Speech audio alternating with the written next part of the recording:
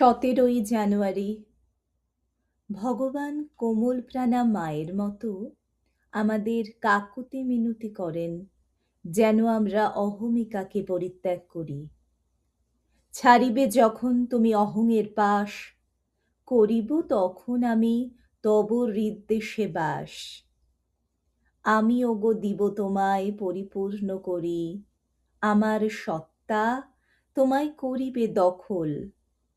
হবে তুমি আমারই যে একান্ত কেবল।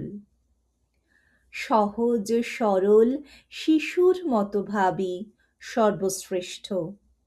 ঋষি মনীষীরা সকলেই তাহাদের চরিত্রে এক সহজ ভাব ও সরলতা প্রকাশ করিয়াছেন।